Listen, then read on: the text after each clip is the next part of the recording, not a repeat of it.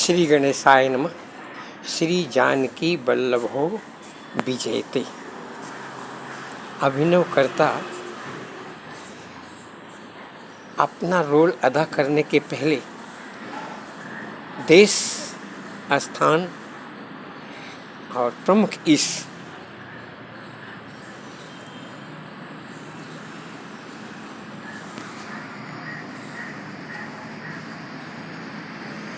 जी को स्मरण करते हुए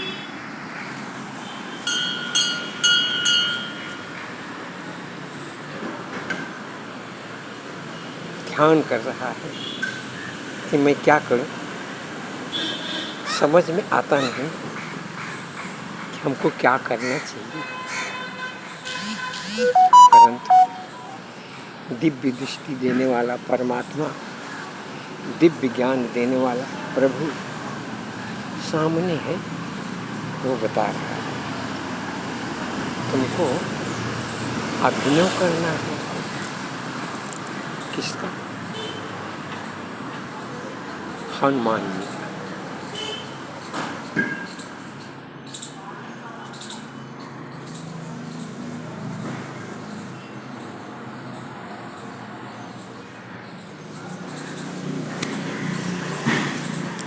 श्री सहित दिनकर वंशभूषण काम बहु छवि सोहहि। नव अम्बुधर बरगात अंबर पीत सुर मुनि मोहि। मुकुटांग दादि विचित्र भूषण अंग अंगनी प्रति सजे। अम्बोज नयन विशाल उर्भुज धन्य नर निरखंती जी।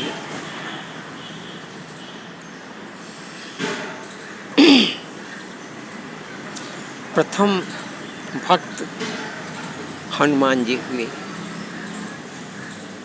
और श्री रामचंद्र जी प्रभु जी ने उनके ऊपर विश्वास किया। यह व्यक्ति ही सत्य को अच्छी तरह से जान सकता है। विद्वान लोग तो सत्य को नहीं जान पाते, परंतु मैं सबसे ज़्यादा सम्मान ज्ञानी को करता हूँ। ज्ञानी हूँ, सबसे हमको ज्ञानी प्रिय है, लेकिन ज्ञानी हूँ ते मोहि प्रिय विज्ञानी। ज्ञानी तो होते हैं, परंतु मात्र अपने सुख और स्वार्थ के लिए। ज्ञान की अधिकता हो जाने पर आदमी मेरे को ही भूल जाता है। वह सब कुछ अपने लिए ही करना लगता है। परंतु मैं तो ज्ञानियों के भरोसे सारा संसार चलाता हूँ। अगर ज्ञानी ही छल करने लगेगा तो क्या होगा? इसके लिए मैंने अपनी एक अलग से शक्ति बनाई, जिसको हम महामाया कहते हैं। इसलिए जो महामाया को समझेगा उसको ही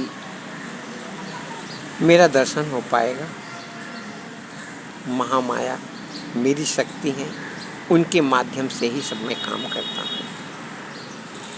हनुमान जी ज्ञानी भी थे और विज्ञानी थे। उनके नाम आजकल के वैज्ञानिकों ने बहुत रख दिया, लेकिन अभिनवकर्ता अब क्या करेगा? तुरंत वह एक संत जिसके माध्यम से काम कर रहा है, तुलसीदास जी को प्रणाम करता है। तुलसीदास जी को प्रणाम करके वाल्मीकि जी को प्रणाम करता है। वाल्मीकि जी को प्रणाम करके महेश्वर गौरी शंकर को प्रणाम करता है। फिर जो श्री रामचंद्र जी के सथा प्रिय रहते हैं, सहप्रिय लक्ष्मण जी को प्रणाम करता है। उनके सभी गुणों के साथ फिर और एक सहप्रिय हैं शत्रुघ्न जी, उनको भी सभी गुणों के साथ प्रणाम करता है। फिर अति एक ही जैसे दिखने वाले श्री रामचंद्र जी के सहप्रिय भरत जी को प्रणाम करता है। फिर अभिनव करता स्वयं हनुमान जी को प्रणाम करता है, जिसके सहारे वह अपना कार्य प्रारंभ करने जा रहा है। कहता है भय बहुत लगता है, बोल नहीं पा रहा है, परंतु उसको गुरु के रूप में श्री रामचंद्र जी एक वेश दिखाए। बोले तुमको अपना वेश बदलना पड़ेगा। उन्होंने स्वयं अपना वेश बदला और जामवंत रिच भालू का रूप बनाए। परंतु हनुमान जी जानते थे यह तो ज्ञानी है, विज्ञानी है, परम शक्तिशाली है, इन्होंने ऐसा रूप बनाया। तो हनुमान जी ने उनसे छोटा रूप बंदर का बनाया। बोली इनकी भाषा, तो ये मेरे गुरु हैं, इनको प्रणाम किए, जामवंत जी को प्रणाम किए, कुछ बोले नहीं। और जामवंत जी ऐसे बहुत से ज्ञानी और विज्ञानी थे, पदुम 18 ज्ञानी और विज्ञानी थे, जो सब बंदर का रूप बनाए हुए थे। सबको हनुमान जी ने प्रणाम किया। पहले गुरु को प्रणाम किया, फिर सबको प्रणाम करके सीताराम के पूर्ण दर्शन किए। उनके उस रूप का दर्शन किया जो हमेशा सबके ऊपर कृपा करते हैं। ओठ उनके लाल लाल हैं, उनके शरीर पर पीतांबर है, धनुष है, और उनके वाम भाग में सीता जी बैठी हुई हैं। और मैं अभिनव करता देख रहा है। हनुमान जी, भरत, लक्ष्मण, शत्रुघ्न और सब जो मनुष्य के रूप में हैं, श्री रामचंद्र जी अपना जो गुरु बताते हैं वो भी वहाँ हैं। उन सबको प्रणाम करके अभिनव करता नीचे सर के बैठ जाता है। जामवंत जी घोष करते हैं, उठो। हनुमान जी विनम्रता के साथ उठकर प्रणाम करते हैं। पवन तनय बल पवन समाना, बुद्धि विवेक विज्ञान निधाना, का चुप साधि रहे हनुमाना, राम काज लगी तव अवतारा, सुनत ही भयो पर्वताकारा। जैसे ही राम शब्द आया, वैसे ही राम का पूरा गुण, पूरी शक्ति उस अभिनवकर्ता के अंदर प्रवेश कर गई। और फिर रामचंद्र जी ने प्रत्यक्ष होकर उनको बताया, सावधान हो जाओ, अब तुम देवता भी नहीं हो, मनुष्य भी नहीं हो, तुम कौन हो? विष्णोः पद्ममाप्नोति भय शोकादिवर्जितः। अब तुम विष्णु हो, तुमको भय और शोक वर्जित है। ऐसा करके तुमको अब यह देखना है, जो राम शक्ति को कमजोर बता करके अपनी शक्ति को प्रबल बता रहा है, उसको समझाना है। और मैं, आप जानते हो हनुमान मेरे प्रिय, मैं कितना अवतार लेता हूँ। हनुमान जी कुछ बोले नहीं। बोले प्रभु मैं नहीं समझ पाऊंगा, बोले पृथ्वी के जितने कण हैं इनको तो कोई आदमी गिन सकता है, परंतु मेरे अवतारों को कोई गिन नहीं सकता। तुम जहाँ जाओगे मैं ही तुमको मिलूंगा, मेरे सिवा तुमको और कोई मिलने वाला नहीं है। अब तुम जाओ,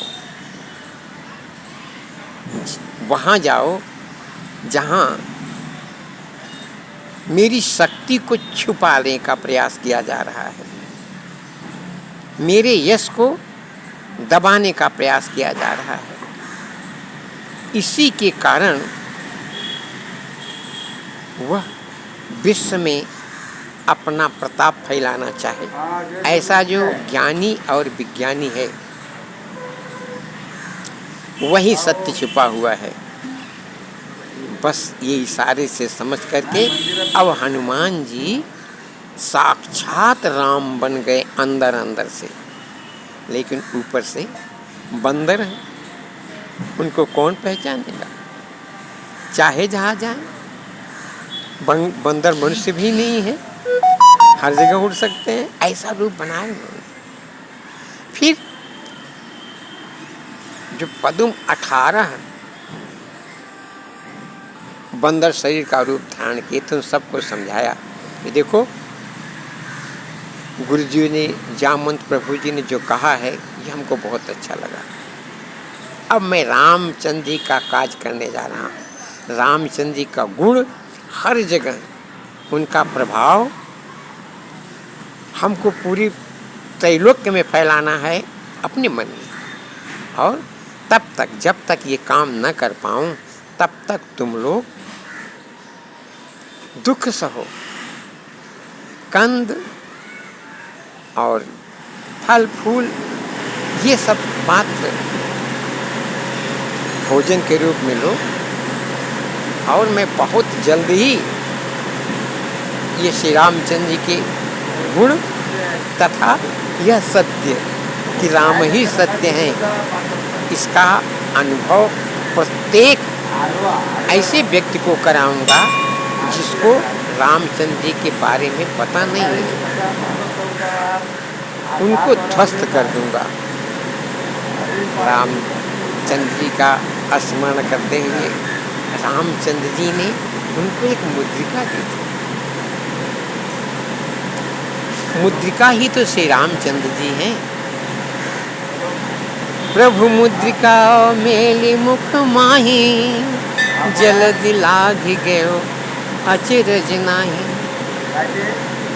प्रभु जी की मुद्रिका मुंह में रख करके जलद लाघि गयो अचरज नाही, चल पड़े। फिर उन्होंने आगे ही देखा, जो पहाड़ उनको रोकने वाले थे उन सब को पैर देखते ही सब अपने आप नीचे चले गए। फिर देवता लोग को मन में आया कि यह बंदर पता लगा सकता है कि राम के यश को कौन दबा रहा है, कहाँ सत्य छुपा हुआ है। उन्होंने सोचा इसका विवेक तो देखे, उनको विश्राम करने के लिए कहा, परंतु हनुमान जी ने मना किया। और फिर उन्होंने देखा कि एक देवता की शक्ति और जो स्त्री रूप, उसने भयानक मुंह बनाया। हनुमान जी ने तो स्वयं अपना बड़ा रूप बनाया था, परंतु उससे भी बड़ा उसने अपना मुंह बनाया और बोला मैं तुमको खाऊंगी। हनुमान जी को पता था कि यह कोई साधारण नहीं, देवताओं के द्वारा है, परंतु इसको अपना विज्ञान दिखाना है। तो उन्होंने पहले विनम्रता से प्रणाम किया, मैं रामचंद्र जी का काम करने जा रहा हूँ, करके आऊँगा, मेरा काम पूरा हो जाएगा, तब इस शरीर की कोई जरूरत नहीं, तुम खा लेना। बोलते नहीं, किसी भी तरह से नहीं जाने दूंगी। तब हनुमान जी ने अपना बड़ा रूप बना लिया, जिससे जितना बड़ा उसका मुंह था उससे बड़ा। आगे जब बड़ा रूप बनाए तो उसने और बड़ा किया, परंतु तो श्री रामचंद्र जी थे, भगवान का भक्त, भगवान ही होता है। हनुमान जी श्री रामचंद्र जी ही साक्षात हैं। इसीलिए आजकल के वैज्ञानिक उनके हृदय में सीताराम जी को बैठा देते हैं, सब जानते थे। और जब उसने बहुत बड़ा मुंह बनाया तो पूरी शरीर के अंदर घुस करके हर जगह उसने चेतना दी, देवताओं को सचेत किया। सब देवता जान गए कि हाँ, ये श्री रामचंद्र जी हैं, यही काम कर सकते हैं। वो चल दिए, आगे बढ़े तो राक्षसी शक्तियाँ आई। राक्षसी शक्तियाँ क्या हैं? जो हमारे शरीर में रहती हैं। निश्चर एक सिंधु मह रही और कर माया नभ के खग गई। अपने अंदर अपना नभ, यही पेट तो है, इसके अंदर ही ये समुद्र है ना। इसमें बहुत से ऐसे रहते, हम लोग कोई भी चीज़ जब विज्ञान करने जाते हैं, आगे बढ़ने जाते हैं, तो यही पेट और जीव के कारण हमको रोक लिया जाता है, हम उड़ नहीं पाते। बड़े बड़े ज्ञानी वैज्ञानिक फेल हो जाते हैं। वही उसने हनुमान जी के साथ भी किया। तो मुठिका एक महाकपिहनी रुधिर बमत धरनी धन बनी। उसको तो मारे। देख, दूसरी राक्षसी मिली, जहां सत्य छिपा हुआ था, उसको भी एक मुंह का जब हानि गिर पड़ी वो, तब उसने कहा अब मैं जान गई कि तुम साधारण नहीं हो, संत भगवान होते, तुम्हारा दर्शन हो गया, मैं जान गया। अब तुम रामचंद्र जी के गुण को गा सकते हो, उनके गुण का प्रचार कर सकते हो। ऐसा कहते कहते हनुमान जी लंका में प्रवेश कर गए।